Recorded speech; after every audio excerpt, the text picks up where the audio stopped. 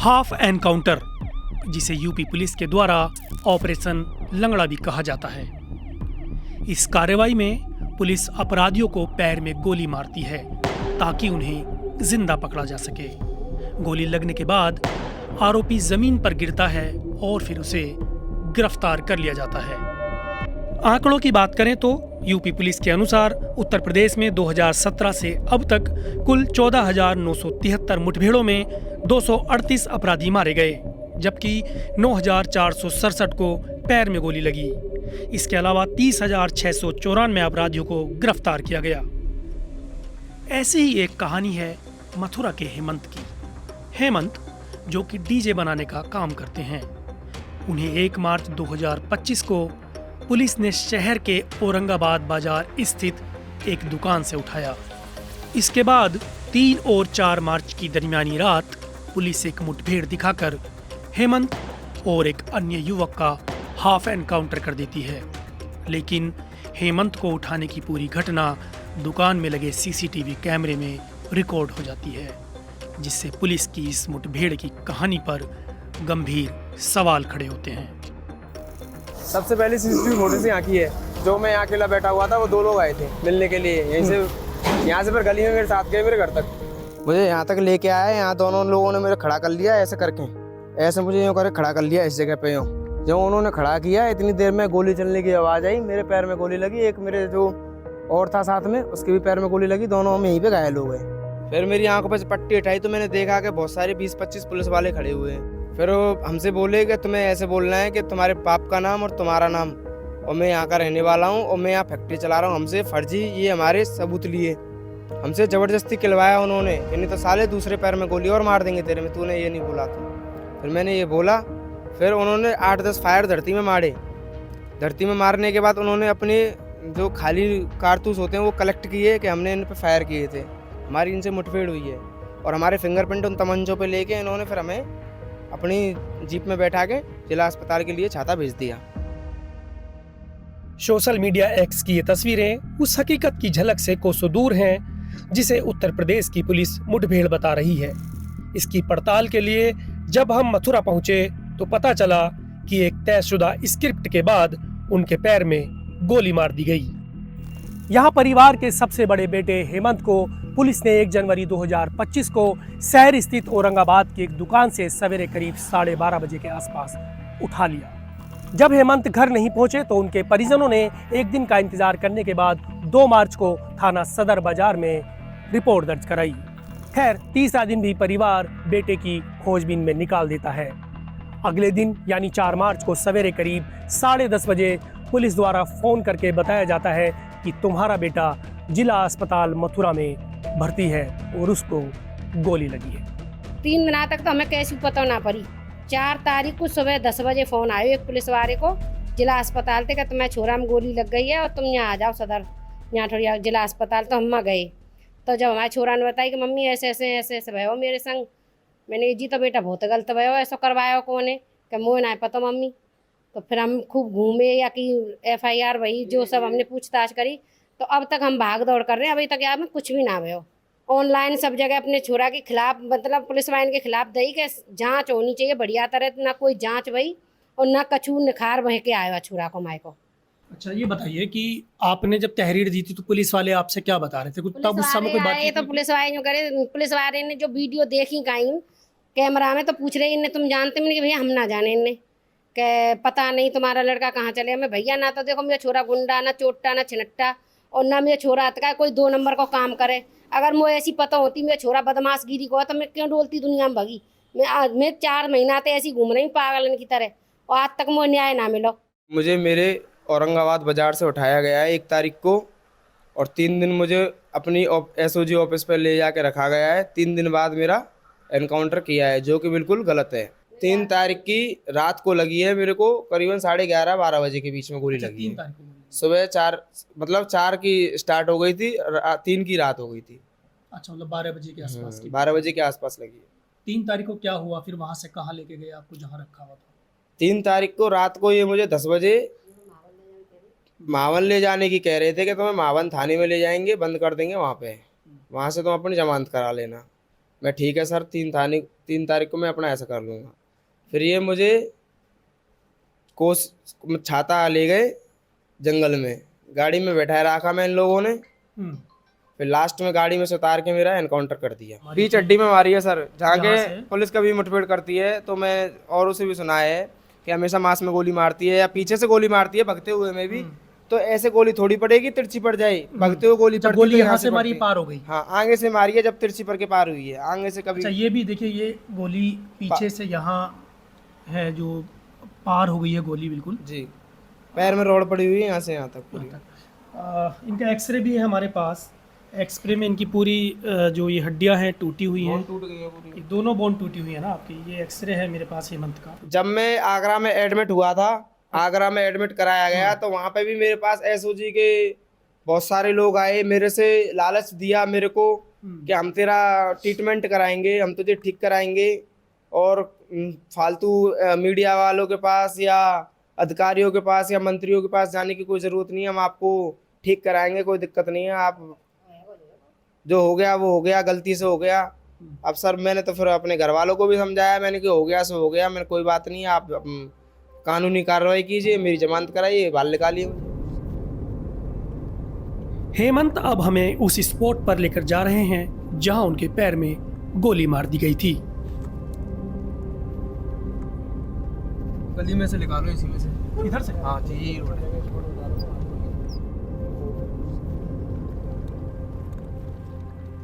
मुझे Scorpio N में लाया गया था, बोलेरो थी वहाँ खड़ी थी, और एक जीप थी और एक ब्रेजा थी, और एक आध गाड़ी और होगी तो मुझे इतना याद नहीं है, समय बहुत हो गया इसमें। टोटल कितनी गाड़ी थी? 4-5 गाड़ियाँ थी वो। एक जीप भी थी, अच्छा, जिप्सी पुलिस वाली, और एक स्कॉर्पियो में लाया गया। हाँ, मुझे स्कॉर्पियो में लाया गया था। हाँ। स्कॉर्पियो एन जो यहाँ तक गाड़ी में लाया गया था।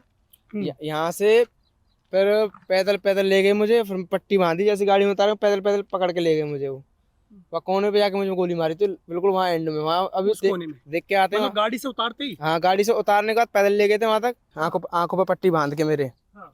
जैसे यहाँ पूरा पुलिस का प्रशासन खड़ा हुआ था, एसओजी टीम भी खड़ी हुई थी कुछ, जिन्होंने मुझे यहाँ तक लेके आया। यहाँ दोनों लोगों ने मेरे खड़ा कर लिया ऐसे करके, ऐसे मुझे यूँ करके खड़ा कर लिया इस जगह पे। यूँ जब उन्होंने खड़ा किया, इतनी देर में गोली चलने की आवाज़ आई, मेरे पैर में गोली लगी, एक मेरे जो और था साथ में उसके भी पैर में गोली लगी, दोनों हम यहीं पे घायल हो गए। इस जगह पे पूरी चटाई बिछ रही थी जिस पे वो हथियार रखे हुए थे। यहाँ कुछ पता नहीं क्या क्या लगा रखा था उन लोगों ने, जो कुछ सामान था पता नहीं क्या क्या, टॉर्च वगैरह रखी हुई थी, असले रखे हुए थे यहाँ पे, जो तमंचे वगैरह जो मेरे ऊपर लगाया गया था हथियार। यहाँ उन्होंने भट्टी सी लगा रखी थी बनाने की, पता नहीं क्या क्या उन्होंने सिस्टम बनाया था, पूरा यहीं लगा रखा था। यहाँ मेरे में गोली मारी, फिर मेरे हाथ में तमंचे दिए मेरे फिंगरप्रिंट लेने के लिए कि मैंने इन पर मुठभेड़ करी है झूठी, और ये फैक्ट्री का स्थान दिखाया था कि यहाँ मैं फैक्ट्री चला रहा हूँ, जबकि ये 4-4, 5-5 फुट दीवार है, जो भी कुछ है पूरा कुछ नहीं है। यहाँ कहाँ फैक्ट्री चल जाएगी, ये बगल से नाली की नहर जा रही है। अभी जहाँ पर हम मौजूद हैं ये मथुरा का थाना छाता क्षेत्र अंतर्गत आता है, और ये दद्दीगढ़ी है। और ये जो मेरे साइड में आप देख रहे हैं पूरी दीवार है ये, और ये दीवार भी मेरे ख्याल में 6-7 फीट की है। और ये जो स्थान है जहाँ पर मैं अभी खड़ा हूँ, यही इस जगह को पुलिस ने बताया था कि ये फैक्ट्री यहाँ से एक असलों की संचालित हो रही थी, जिसमें हेमंत को भी जिसका आरोपी बनाया था। फिर मेरी आंखों पर से पट्टी उठाई तो मैंने देखा कि बहुत सारे 20-25 पुलिस वाले खड़े हुए हैं। फिर मेरे हाथ में उन्होंने तमंचा पकड़ा दिया और 4 राउंड रख दिए मेरे हाथ जेब की चैन में, पॉकेट में, और 100 रुपये धर दिए। फिर हमसे बोले कि तुम्हें ऐसे बोलना है कि तुम्हारे बाप का नाम और तुम्हारा नाम, और मैं यहाँ का रहने वाला हूँ और मैं यहाँ फैक्ट्री चला रहा हूँ। हमसे फर्जी ये हमारे सबूत लिए, हमसे ज़बरदस्ती किलवाया उन्होंने कि नहीं तो साले दूसरे पैर में गोली और मार देंगे तेरे में, तूने ये नहीं बोला। तू यह इत्तेफाक था कि जब हम हेमंत के साथ उस स्थान पर पहुंचे जहां उनके पैर में गोली मारी गई, तब वहां उस इलाके के सुरक्षा गार्ड हमारे पास आए। फिर उन्होंने जो बताया यह खुद ही सुन लीजिए। मैंने अवैध गाड़ियां यहाँ देखी तो मैंने उन लोगों से कहा कि इधर आने की आवश्यकता नहीं है, मैं यहाँ पे तैनात गार्ड हूँ। अवैध गाड़ियाँ किसकी, कौन था उसमें? बिगर नंबर की गाड़ियाँ आती हैं, कोई स्टाफ में पता नहीं कौन पुलिस वाले बनते अपने आप को। अच्छा, पुलिस वाले। हाँ, तो इधर लाने की जरूरत। आपको जानकारी है कि यहाँ पे मेरे सामने कोई कांड नहीं, मैंने तो ये देखा है कि सुबह खून खिच्चर हो रहे हैं, इधर दस्ताने पड़े हुए हैं, तो ये ढांकन लगा दिए हैं मैंने।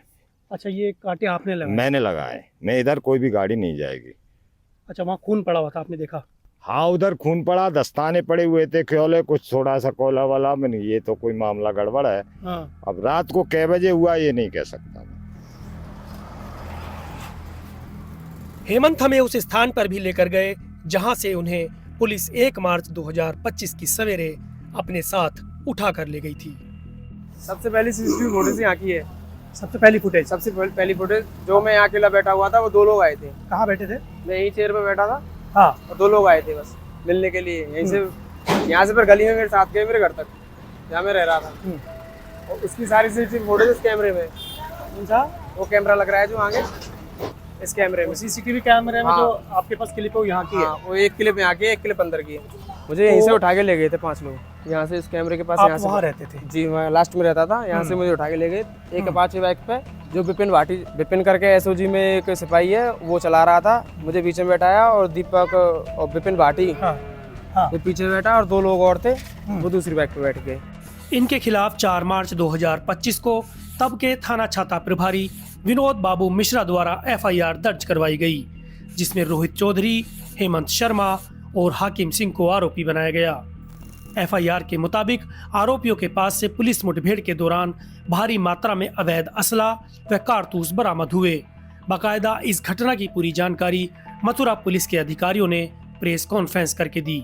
जनपद की एसओजी टीम और थाना छाता पुलिस ने एक सराहनीय कार्य करते हुए पुलिस मुठभेड़ में 2 अपराधियों को गिरफ्तार किया है, जो कि अवैध असलहे की फैक्ट्री चला रहे थे। एक अपराधी जिसका नाम हाकिम है, वो अभी फरार चल रहा है।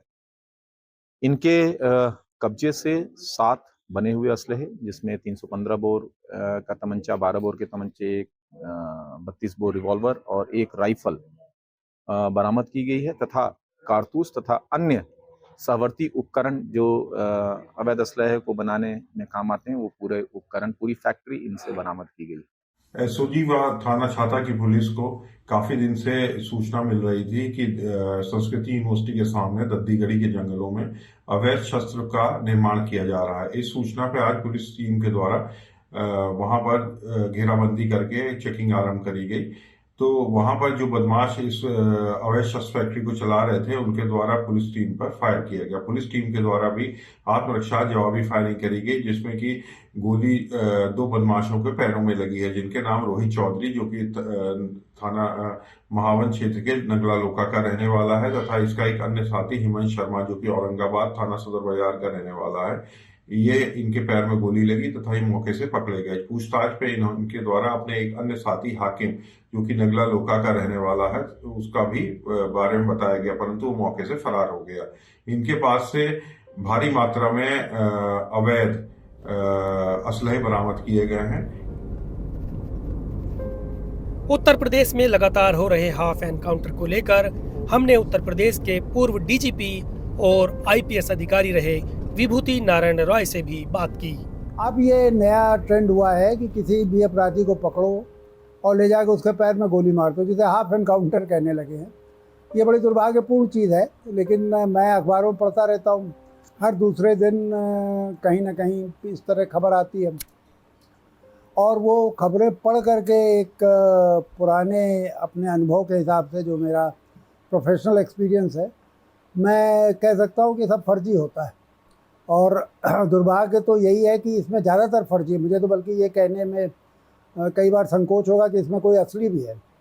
तो अब हो रहा है और हम लोग सब लोग देख रहे हैं। न्यायपालिका ही मौजूद है, दिल्ली में सुप्रीम कोर्ट है, उत्तर प्रदेश के हिसाब से मैं कह रहा हूँ, और ये सारे पश्चिमी उत्तर प्रदेश में ये हो रहा है, नोएडा में हो रहा है, इलाहाबाद में हाई कोर्ट है, उस हाई कोर्ट के इर्द गिर्द सारे रेडियस में हो रहा है। लेकिन मैंने एक भी केस नहीं देखा जिसमें जुडिशरी खुद इनिशिएटिव लेकर के इसकी जांच कराए।